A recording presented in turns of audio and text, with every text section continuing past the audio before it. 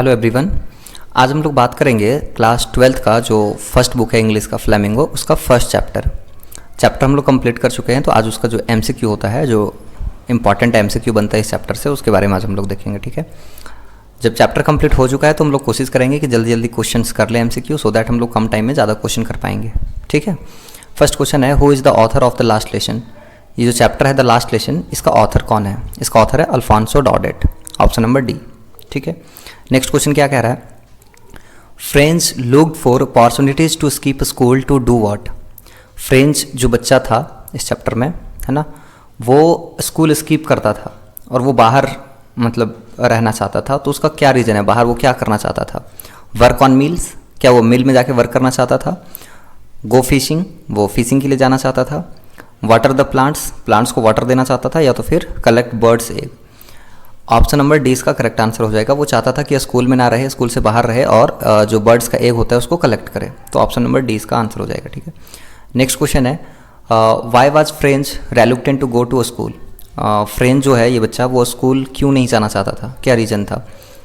School was boring, school काफ़ी boring था इसलिए नहीं जाना चाहता था। Wanted to see soldiers drill, soldiers का जो ड्रिल वहाँ पे हो रहा था वो देखना चाहता था।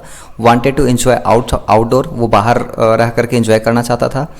और lesson on participles was not prepared, या फिर जो उसके टीचर एम हेमिल जो उसको दिए थे, होमवर्क दिए थे पार्टिसिपल, वो कंप्लीट नहीं था। हम लोग को पता है कि कंप्लीट नहीं था, इसकी वजह से वो नहीं जाना चाहता था, है ना। पार्टिसिपल उसको होमवर्क में मिला था, उनके टीचर जो थे वो उनको होमवर्क दिए थे और वो कंप्लीट नहीं किया था, इसके बारे में कुछ नहीं जानता था, इसलिए वो चाहता था, उसको डर था कि वो उसको डांट पड़ेगा, है ना, इसलिए वो नहीं जाना चाहता था। ऑप्शन डी इसमें सही हो जाएगा। नेक्स्ट क्वेश्चन है, what was French expected to be prepared for at school that day. उस दिन जो है वो क्या एक्सपेक्ट कर रहा था, क्या प्रिपेयर करने का? तो जो उसको होमवर्क मिला था पार्टिसिपल, तो ऑप्शन नंबर इसका सी हो जाएगा करेक्ट आंसर। नेक्स्ट क्वेश्चन है, what did French find on reaching the school. School जब पहुंचा वो, तो उसको क्या मिला, क्या पाया वो जब वहाँ पे गया था? स्कूल जब गया वो, पहले तो उसको जाने का मन नहीं था, लेकिन जब वो गया तो स्कूल में क्या क्या देखा, क्या मिला उसको? यहाँ पे ऑप्शंस छूटा हुआ था इसलिए हम अपने से लिख दिए हैं। ठीक है, पीपल वर डांसिंग, जब वो स्कूल गया तो क्या दिख रहा था, क्या वहाँ पे लोग डांस कर रहे थे? नहीं, बिल्कुल भी नहीं। School was closed, school close था क्या? ये भी ऑप्शन गलत है। M Hamel's teaching on the black board, या जो उनके टीचर थे एम हेमिल, क्या वो क्या कर रहे थे, टीच कर रहे थे, वो बोर्ड पे पढ़ा रहे थे? या स्ट्रेंज क्वाइटनेस, या वहाँ पे सब कुछ बिल्कुल शांत था? तो ये ऑप्शन नंबर डी हो जाएगा। जब वहाँ पे पहुँचा तो काफ़ी स्ट्रेंज देखा उसको वहाँ पे, है ना, काफ़ी विचित्र लग रहा था देख करके, क्योंकि उस दिन सब कुछ क्या था, काफ़ी शांत था सब कुछ। ऐसा लग रहा था मानो संडे मॉर्निंग हो, है ना, संडे को स्कूल क्लोज रहता है तो वहाँ पे कुछ भी हल्ला नहीं होता, वैसा लग रहा था। तो काफ़ी स्ट्रेंज क्वाइटनेस था। ऑप्शन नंबर डी इसका करेक्ट आंसर। नेक्स्ट क्वेश्चन है, what does the last lesson symbolise. ये जो चैप्टर है द लास्ट लेसन, वो क्या सिम्बलाइज करता है? लॉस को, किसी चीज़ का खोना, लॉस ऑफ फ्रीडम, स्वतंत्रता का लॉस होना, या फिर लैंग्वेज का लॉस होना, या तो फिर फ्रीडम और लैंग्वेज दोनों का लॉस होना। तो हम लोग को पता है कि इस चैप्टर में क्या सिम्बलाइज करता है, ये दिखाया गया है इस चैप्टर में कि अगर कोई लैंग्वेज नहीं सीख पाता है, अपना मदर टंग को नहीं सीख पाता है, तो किस तरह से वो फ्रीडम से हट जाता है, वो इनस्लेव बन जाता है किसी और का, है ना। तो ये हम लोग को दिखाता है क्या सिम्बलाइज करता है, loss of freedom and language और फ्रीडम जो है वो दोनों का लॉस होता है, ये इस चैप्टर में दिखाया गया है। नेक्स्ट क्वेश्चन है, what do the marching soldiers under the window represent. ये विंडो पे जो वो मार्चिंग जो सोल्जर्स थे वहाँ पे जो मार्च कर रहे थे, वो क्या दिखाता है? The down of person in defeat of French people, the down of Persia, the victory of France, और नन ऑफ द एबव। देखो, विक्ट्री ऑफ फ्रांस तो होगा नहीं, है ना, क्योंकि फ्रेंच का वहाँ पे नहीं हुआ था, जर्मन वाले लोग जो थे वो डिफीट कर दिए थे फ्रेंच को, तो ये तो ऑप्शन होगा नहीं। The down of Persia and defeat of French people, ये पर्सिया का डाउन हो रहा था, फ्रेंच पीपल जो डिफीट किए थे, तो है ना, डिफीट ऑफ फ्रेंच पीपल, और द डिफीट ऑफ पर्सिया जो था वो डिफीट था। तो ये इसमें हमारा ऑप्शन हो जाना चाहिए, ये the down of Persia in defeat of the French people का वो डिफीट होना और पर्सिया का डाउनफॉल होना, ये दिखाता है। ठीक है, option number A. Next question है हमारा, ये क्वेश्चन थोड़ा सा, ये इसका जो ऑप्शन है वो थोड़ा रीअरेंज नहीं हो पाया है सही से, तो कोशिश करेंगे यहीं से करने का, है ना। What does the last lesson signify. Last lesson क्या सिग्निफाई करता है? Change of power, change of government, change in life और चेंजेस ऑफ टीचर। तो यहाँ पे क्या दिख रहा है कि वहाँ पे क्या चेंज हुआ था? चेंज ऑफ गवर्नमेंट हुआ था। गवर्नमेंट तो वो बेसिकली पूरा देश में नहीं हुआ था, जो कुछ जो 2 डिस्ट्रिक्ट था वहाँ वो उस अपने अंडर में ले लिया था। तो वहाँ पे हम लोग देखते हैं चेंज इन लाइफ या चेंज ऑफ पावर। क्या दिखाता है? Change in life. ठीक, option number C. Next question है, Alphonse Daudet was from which country? ये जो इनका ये ऑथर है इस चैप्टर का, द लास्ट लेसन का, अल्फांसो डाउडेट, ये किस कंट्री से बिलोंग करते हैं? ये इंडिया के थे, फ्रांस के, इंग्लैंड और न्यूजीलैंड। कहाँ के थे?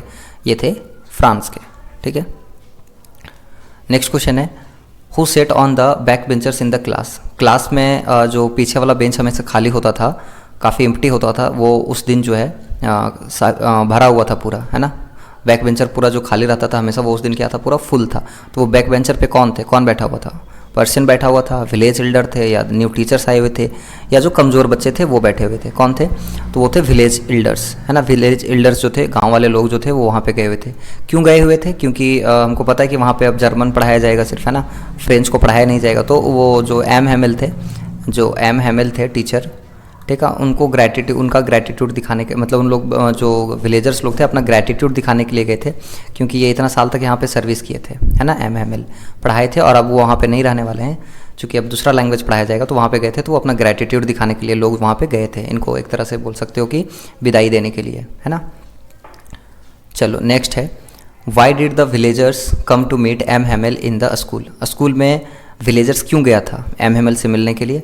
कंप्लेन करने के लिए गए थे, या गुड बाय बोलने के लिए गए थे, या गॉसिप करने के लिए गए थे, या ग्रैटिट्यूड दिखाने के लिए गए थे? तो अभी बताएं कि उन लोग जो गांव वाले लोग वहाँ पे गए थे वो अपने ग्रैटिट्यूड दिखाने के लिए गए थे एम हैमेल को, क्योंकि ये जो टीचर है वहाँ पे लास्ट 40 ईयर्स, है ना, 40 ईयर्स से सर्विस दे रहे हैं, फ्रेंच लैंग्वेज को पढ़ा रहे हैं।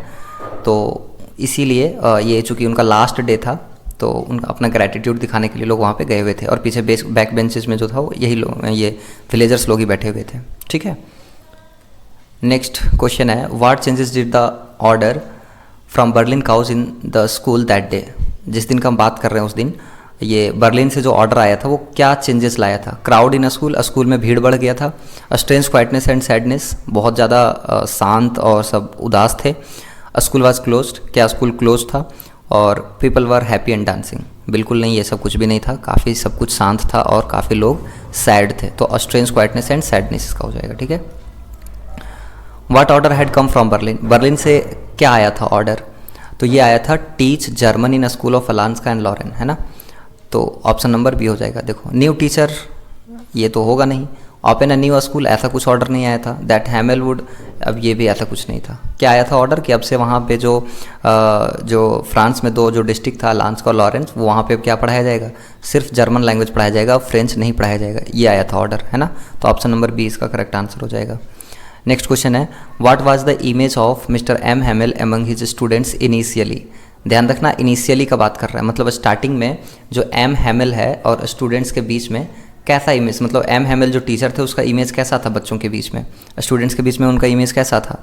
एक लविंग टीचर थे, स्ट्रिक्ट टीचर थे, एन अंडरस्टैंडिंग टीचर थे, a kind of an humble teacher. कैसे थे वो?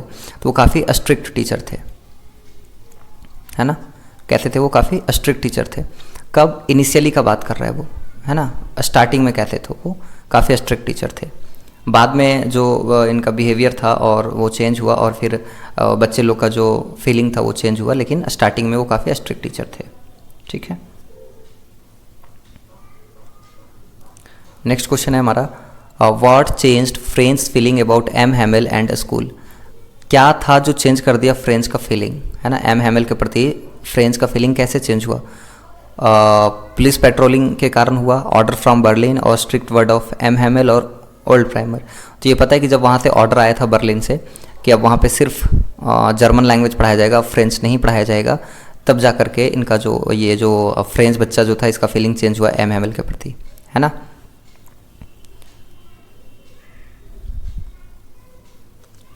चलो नेक्स्ट क्वेश्चन है हमारा, what made French and the people realise the preciousness of their mother tongue? कह रहा है कि ये जो फ्रेंच था और जो वहाँ के लोग थे उसको कैसे रियलाइज़ हुआ कि उनका जो मदर लैंग्वेज है, मदर टंग है, जो मातृभाषा है, वो काफ़ी ज़्यादा प्रीसियस है, काफ़ी ज़्यादा कह सकते हो कीमती है। ये बात कैसे उन लोगों को पता चला, कैसे रियलाइज़ हुआ? एम हैमेल्स के वर्ड के द्वारा, स्कूल में जो ऑर्डर आया था उससे, sudden order from the Berlin और अ स्कूल प्रिंसिपल।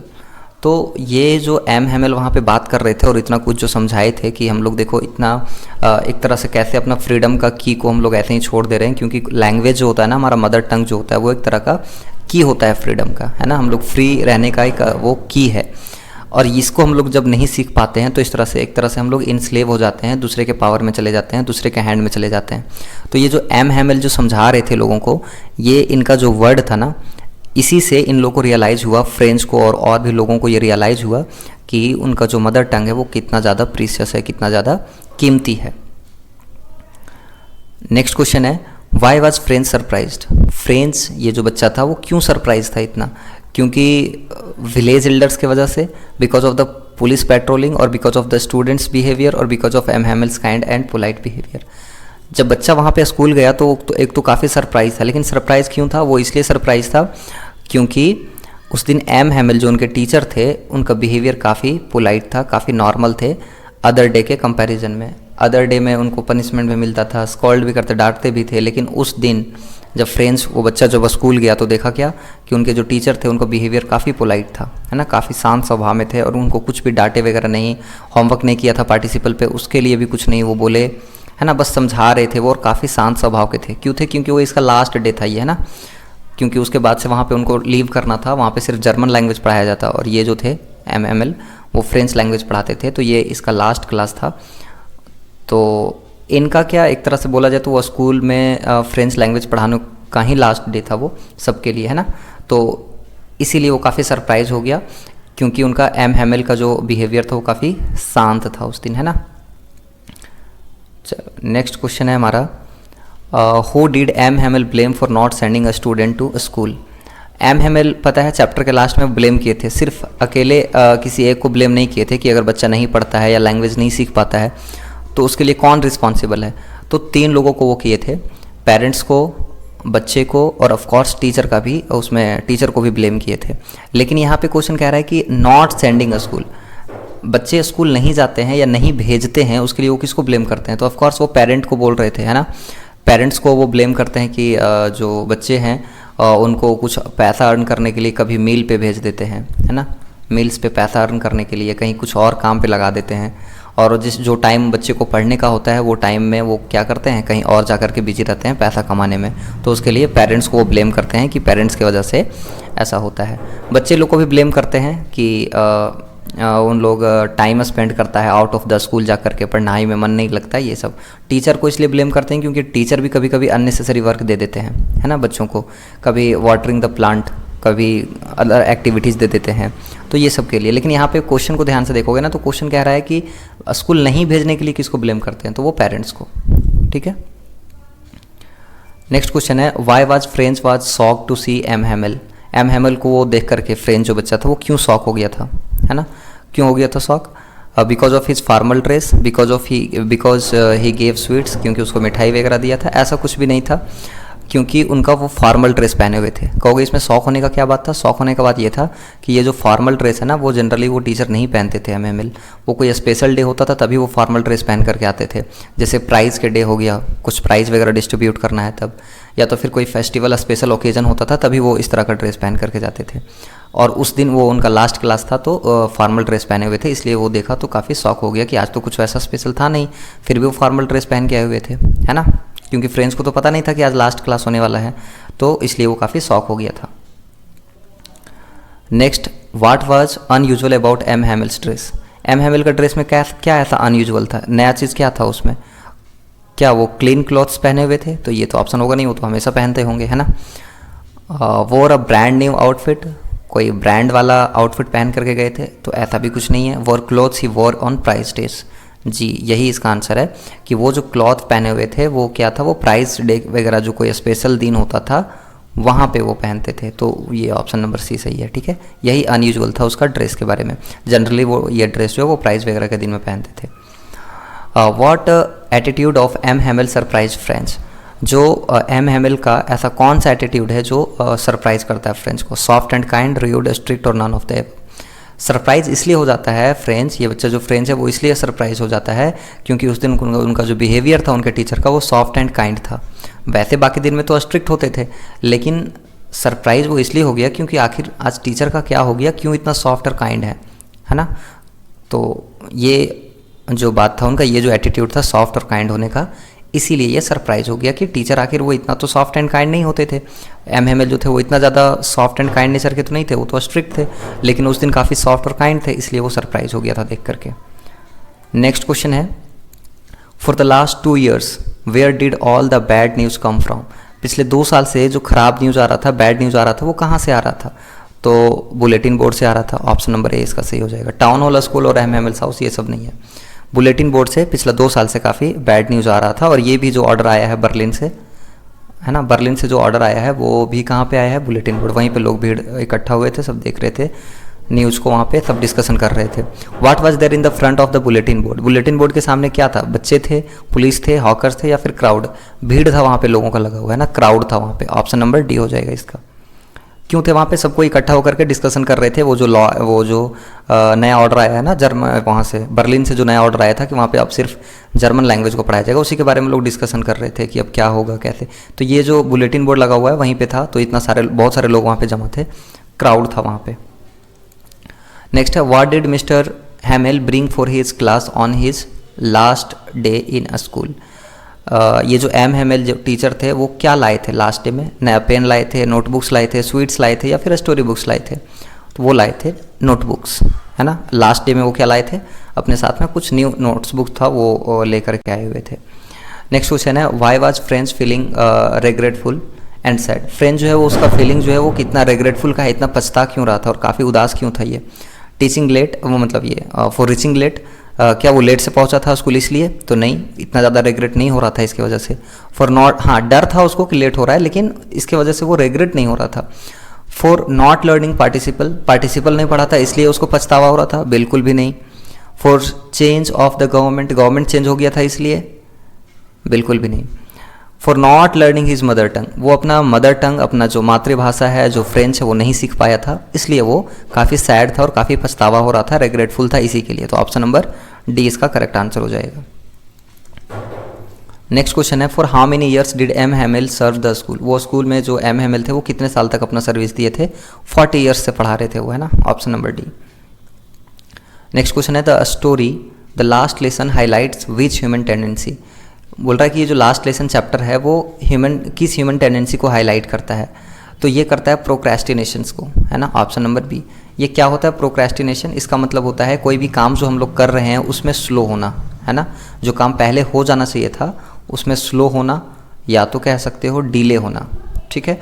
जैसे फ्रेंच का अगर बात करें इस चैप्टर में, तो ये जो बच्चा था इसको बहुत पहले अपना जो लैंग्वेज है वो सीख लेना चाहिए था, है ना, फ्रेंच लैंग्वेज को, क्योंकि अब तो लास्ट डे है, ये तो लास्ट क्लास था ना उसका फ्रेंच का, तो अब तो वो सीख नहीं पाएगा। तो इसी तरह से वहाँ पे जो लोग हैं वो एक तरह से ये ह्यूमन टेंडेंसी को दिखाया गया कि हम लोग काफ़ी डिले करते हैं कोई भी काम को, जो हम लोग को जल्दी कर लेना चाहिए था वो नहीं करते हैं, हम लोग स्लो होते हैं या डिले करते हैं किसी काम को, तो उसको पछतावा भी हो रहा था वहाँ पे, है ना। तो उसको हम लोग बोलते हैं प्रोक्रेस्टिनेशन। ऑप्शन नंबर बी हो जाएगा इसका आंसर, ठीक है। नेक्स्ट क्वेश्चन है, why did Mister M Hamel call the French language the most beautiful. ये जो टीचर थे ना एम हैमेल, वो कहते थे कि फ्रेंच लैंग्वेज जो होता है वो दुनिया का सबसे खूबसूरत लैंग्वेज है। ऐसा वो क्यों कहते थे? वो इसलिए कहते थे क्योंकि ये जो लैंग्वेज है उनके अनुसार से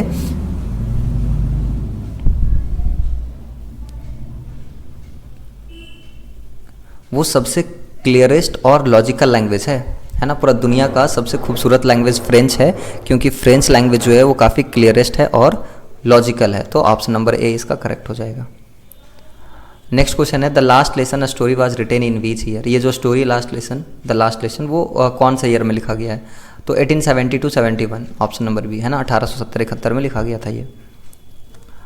नेक्स्ट क्वेश्चन है, what distracted French in the chapter the last lesson. ये जो चैप्टर दिया हुआ द लास्ट लेसन, इसमें क्या डिस्ट्रैक्ट करता है फ्रेंच को? मतलब क्यों स्कूल नहीं जाना चाहता है, क्यों इतना वो डिस्ट्रैक्टेड है?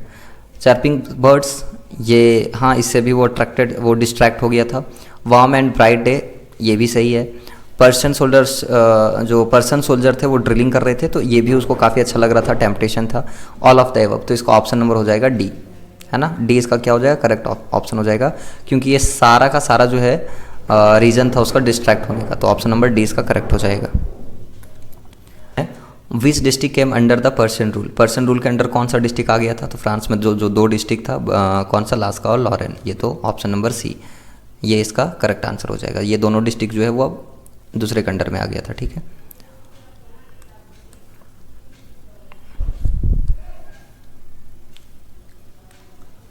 नेक्स्ट क्वेश्चन है, who asked friends not to hurry to a school. वो जब बच्चा जा रहा था, फ्रेंड्स जब स्कूल जा रहा था, तो हम लोग को पता है कि काफ़ी लेट हो रहा था उसका। तो जब रास्ते में जा रहा था तो उसको कौन मिला था जो कह रहा था कि इतना जल्दी मत जाओ, अभी प्लेंटी ऑफ टाइम है तुम्हारे पास। तो ऐसा कौन बोल रहा था? ब्लैक स्मिथ मिला था वहाँ पे, ब्लैक स्मिथ वॉचर। तो वो इसको बोल रहे थे, है ना। जो फ्रेंड्स को लगा फिर काफ़ी ये मजाक कर रहा है, फन है ये, क्योंकि ऑलरेडी ये लेट हो रहा था। और ये कह रहा था, ये जो ब्लैक स्मिथ है वो उसको क्या बोल रहे थे कि इतना अभी you have a plenty of time, तुम्हारे पास काफ़ी टाइम है, अभी आराम से जाओ, अभी कोई दिक्कत नहीं है। तो ये कौन बोल रहा था उसको? ब्लैक स्मिथ वॉचर बोल रहा था। नेक्स्ट क्वेश्चन है, why does the author urge the readers to respect his language. ये जो ऑथर है अल्फोंसो डाउडेट, वो क्यों कहता है, ये कहता है रीडर को कि हम लोग को अपना लैंग्वेज को रिस्पेक्ट करना चाहिए? ऐसा क्यों कहता है वो? It is what makes you respect your countryman, कि ये कंट्रीमैन को रिस्पेक्ट को दिखाता है अगर आप अपना लैंग्वेज को रिस्पेक्ट करते हैं तो। It is the key of freedom, या फ्रीडम का की है, चाबी है ये स्वतंत्रता की। You can express your self, अपने आप को एक्सप्रेस कर सकते हो, या तो फिर काफ़ी unique and reflect literature and art. तो ये इस सब का ऑप्शन सब ये क्यों चाह रहे थे वो, इसका ऑप्शन नंबर हो जाएगा B. It is the key of freedom, है ना। ये फ्रीडम का की होता है, इसलिए हम लोगों को अपना लैंग्वेज को रिस्पेक्ट करना चाहिए, ऐसा उनका कहना था। नेक्स्ट क्वेश्चन है, why could M Hamil not speak at the end of the lesson. Chapter के लास्ट में जो एम हैमिल है वो मतलब जो एम हैमिल थे टीचर, वो कुछ क्यों नहीं बोल पा रहे थे, है ना। He was sad and shocked, he had a cold and cough. उनको क्या सर्दी वगैरह हो गया था? बिल्कुल भी ऐसा नहीं था। वो क्या बात नहीं करना चाहते थे? बिल्कुल भी नहीं। एग्जॉस्टेड हो गए थे? बिल्कुल नहीं। वो काफ़ी सैड थे, काफ़ी, इसके वजह से वो कुछ नहीं बोल पाए लास्ट में। बोलना तो चाहते थे बट इतना सैड थे कि वो कुछ नहीं बोल पाए। नेक्स्ट क्वेश्चन है, what a thunder clap this words to me, which poetic devices is used in the above given line. देखो लिटरेचर में ना बहुत सारा पोएटिक डिवाइसेस होता है। आप लोग अगर नहीं सुने होंगे तो इसके बारे में हम एक स्पेशल वीडियो लेकर के आएंगे कि कौन कौन सा पोएटिक डिवाइसेस होता है। बट फिलहाल इस क्वेश्चन में क्या कह रहा है कि what a thunder clap this words to me, इसमें कौन सा पोएटिक डिवाइसेस लगा हो, ये कौन सा पोएटिक डिवाइसेस है? तो ये है मेटाफर। अब आप लोगों को पता नहीं होगा कि मेटाफर क्या होता है। ये बेसिकली कंपैरिजन होता है ना। क्या होता है? कंपैरिजन। किसके बीच में? दो चीज़ के बीच में कंपैरिजन होता है। बेसिकली हम लोग यहाँ पे क्वालिटीज़ को कंपेयर करते हैं किसी चीज़ के, है ना। मेटाफर का मतलब होता है कंपैरिजन बिटवीन टू थिंग्स। जब हम लोग किसी चीज़ का क्वालिटी के साथ किसी के साथ कंपेयर करते हैं तो उसको हम लोग मेटाफर कहते हैं। जैसे जो वॉइस है, वर्ड जो है तुम्हारा, वो चाकू की धार की तरह है या चाकू की तरह है। तो इसका मतलब क्या है कि हम कंपेयर कर रहे हैं उसका वॉइस का, उसका आवाज़ को कंपेयर कर रहे हैं कि काफ़ी वो धार के जैसा है, चाकू के जैसा है। तो ये एक तरह का मेटाफर होता है, ठीक है। तो यहाँ पे ये जो लाइन दिया हुआ है, what a thunderclap these words to me, तो ये यहाँ पे एक मेटाफर यूज़ किया गया है। तो ऑप्शन नंबर इसका सी हो जाएगा करेक्ट आंसर, ठीक है। तो इस चैप्टर में आज इतना ही MCQ लेकर के आए हुए हैं। होप कि आपको ये सारा कुछ समझ में आया होगा अगर आप चैप्टर कंप्लीट कर चुके होंगे तो।